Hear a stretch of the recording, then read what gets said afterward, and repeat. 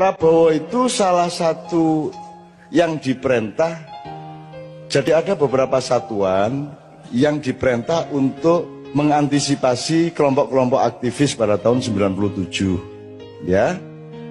Nah, sialnya Prabowo itu ketika dia menculik tapi tidak dimusnahkan, terus jadi orang hilang itu. Yang diculik oleh pasukannya Prabowo ini dikembalikan ke masyarakat, makanya sekarang mereka ikut Gerindra.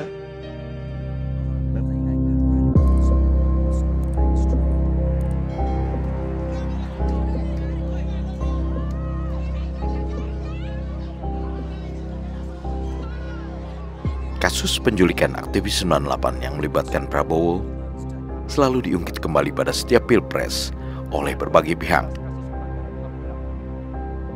Tujuannya tak lain agar tidak ada yang mau memilih Prabowo menjadi presiden. Tetapi apa yang diungkapkan MH Ainun Najib atau Cak Nun dalam salah satu acara maiyahnya mengandung perspektif berbeda dengan orang-orang yang mengungkit masalah penculikan ini secara serampangan. Cak Nun mengungkap terlebih dulu latar belakang terjadinya kasus tersebut. Penculikan beberapa aktivis 98 yang melibatkan Prabowo, kata Cak Nun, terjadi atas perintah atasannya. Para aktivis itu telah dikembalikan ke masyarakat. Bahkan beberapa di antaranya menjadi aktivis Partai Gerindra, partai politik yang didirikan oleh Prabowo Subianto. Kasus yang terjadi sekitar 25 tahun yang lalu itu sudah diselesaikan secara hukum.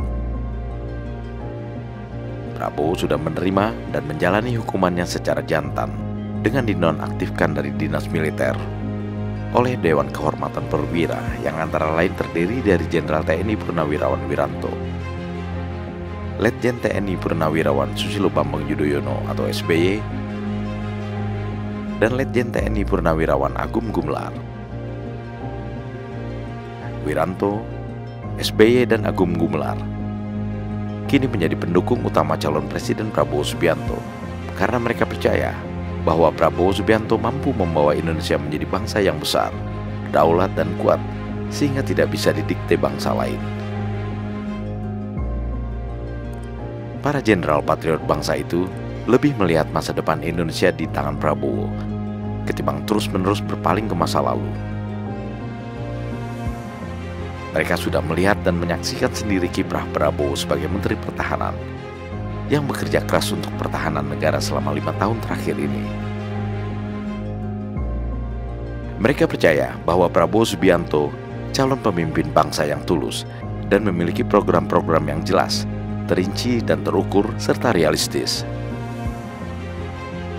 Jadi kalau para jenderal yang dulu menghukumnya kini justru menjadi pendukung utama Prabowo, mengapa masih banyak orang yang terus-menerus mengungkit masa lalu Prabowo? Belakangan bahkan muncul sebuah buku berjudul Catatan Hitam Prabowo Subianto yang ditulis oleh Buya Azwar Furgudyama. Buku yang mengungkit kembali masa lalu Prabowo itu bukan satu-satunya buku sejenis yang pernah diterbitkan. Tujuannya sekali lagi untuk mendiskreditkan Prabowo agar tidak terpilih menjadi presiden, sehingga Prabowo tidak memiliki kesempatan untuk memimpin bangsa ini dengan segala cita-citanya. Prabowo sendiri sudah berkali-kali membuat klarifikasi tentang kasus penculikan. Dan seperti yang pernah disampaikan dalam acara Mantan Najwa, ia tidak akan menjawab lagi pertanyaan-pertanyaan soal penculikan tersebut. Sedangkan mengenai Cak Nun, Prabowo menyebutnya sebagai sahabat lama. Ia pernah datang memenuhi undangan untuk menghadiri acara Sinau Cak Nun dan Kiai Kanjeng di Pondok Pesantren Segoro Agung Trowulan tahun lalu untuk menemui Cak Nun yang dipujinya sebagai tokoh yang selalu berpihak pada rakyat. Saya sangat merasa bangga, merasa dihormati, dan terima kasih undangan ini. Saya bisa ketemu sahabat lama, Cak Nun. Cak Nun ini adalah seorang tidak hanya kiai, tapi seorang intelektual, cendekiawan, tapi yang selalu berpihak kepada rakyat. Di acara ini, Prabowo sempat membagikan jam tangan, peci hitam, dan baju yang dikenakannya kepada pengunjung, pertanda bahwa ia memiliki kedekatan dengan siapapun. Kasus penculikan aktivis 98 akan terus dijadikan alat untuk menyerang Prabowo sampai kapanpun. Tetapi Prabowo tidak akan tersinggung dan membela diri, karena seperti yang sering diucapkannya, memperjuangkan kesejahteraan rakyat jauh lebih penting ketimbang mengungkit masa lalu yang menyakitkan. Prabowo Gibran, men of our time.